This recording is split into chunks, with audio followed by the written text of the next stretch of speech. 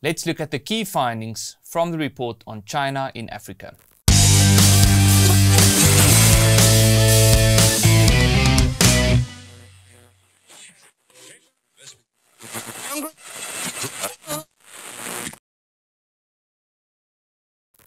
Number 1. While many liberation movements in Africa had stronger historical ties with the Soviet Union than China, many of these organizations now look to China for political, economic, and ideological leadership. 2. In 2009, China surpassed the US as Africa's biggest trading partner.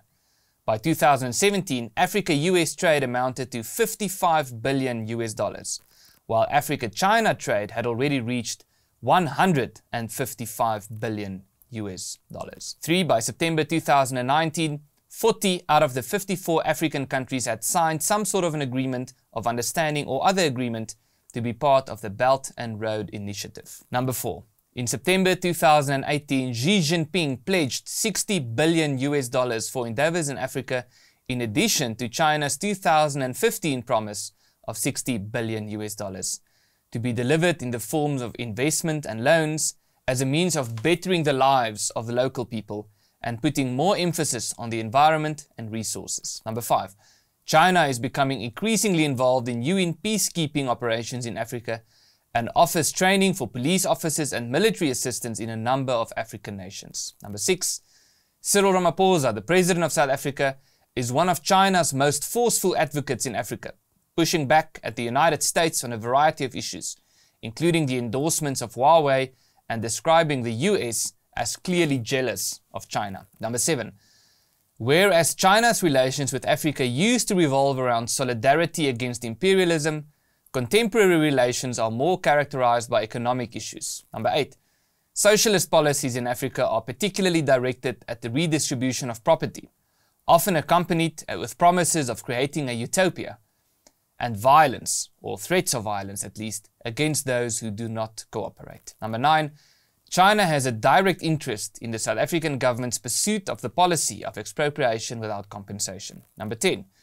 When the economies of African countries fail as a result of socialist policies, such as the redistribution of property and the human rights abuses which usually accompany these policies, Western powers, particularly the United States, initiate sanctions on such countries. Where this happened, the governments of these countries then blamed the West, or the US, for the failure of their economies. The result is a strengthening of economic and political ties with China. 11. China is currently constructing a brand new 6-story parliament building for the Zimbabwean government at a cost of $140 million US. It also funded several projects, including soccer stadiums in countries such as Cameroon, Mozambique, Malawi, Ghana, Angola, and Zambia, and paid for the parliamentary buildings in the Republic of Congo, Lesotho, Mozambique, and Sierra Leone. Furthermore, China gifted presidential palaces to countries which include Togo, Sudan, Burundi, and Guinea-Bissau. China is also currently constructing the $533 million US Kariba South hydropower expansion project in Zimbabwe. 12. China has also paid $200 million US for the construction of the African Union headquarters in Addis Ababa in Ethiopia, which was built by a Chinese state-owned company. It later transpired that the Chinese government had hacked into the AU's computer systems every night for 5 years, downloading confidential data. Number 13. There is currently uncertainty about the true extent of the Chinese government's financial contributions to Africa, as African countries seem to downplay the contributions received from China. 14. China's involvement in Africa goes beyond the mere execution of and support for socialist policies. It also includes academic opportunities and even political and ideological training. Beijing has already taken thousands of African leaders, bureaucrats, students and business people to China to provide training in the so-called China model. This has become a key component of China's foreign policy towards Africa. Ideological training is also provided to leading African politicians by the Communist Party of China.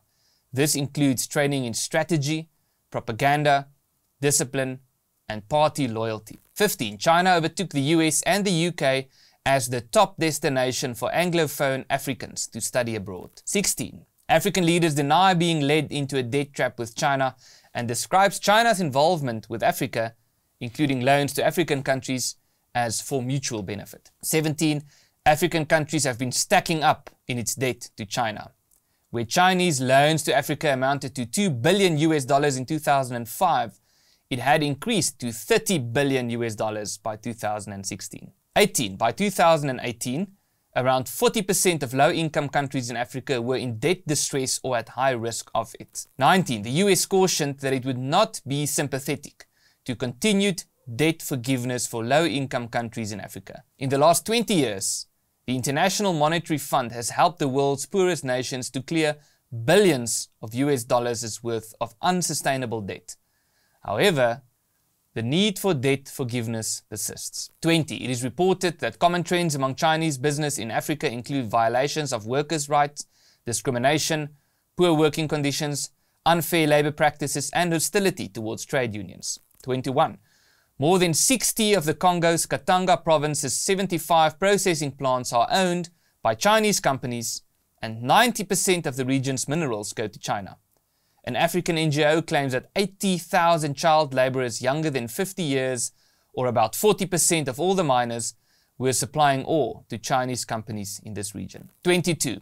It was reported in various mainstream international newspapers that China uses prison labor in Africa, while this was denied by Chinese Ministry of Commerce and some commentators on Africa-China relations, given that there is a lack of evidence for this claim. 23. China plays a role in illegal, unreported and unregulated fishing in African waters and beyond. China's deep-water fishing fleets take advantage of weak state institutions and the lack of economic opportunities in some African countries.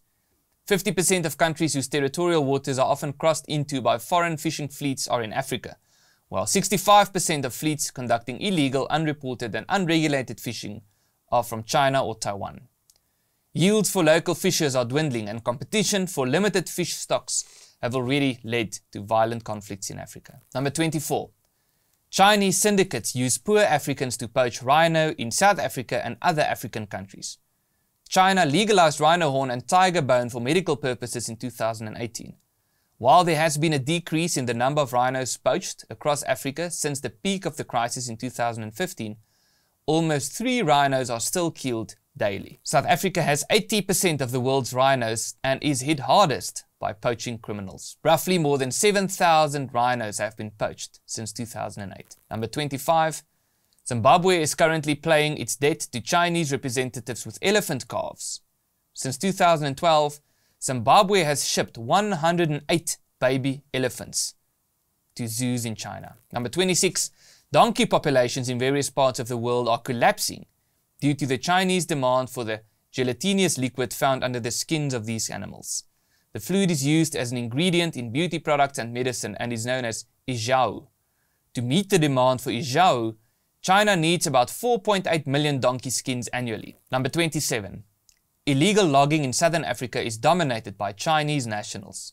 The pristine rosewood forests of Madagascar, now only to be found in remote areas of national parks, are threatened by the illegal export of rosewood to China, which is valued at between 250 million and 300 million US dollars per year. Some districts in Mozambique are almost completely deforested, and the government estimates that the smuggling of timber could cost this country, which is already one of the poorest in the world, 205 million US dollars per year. 28.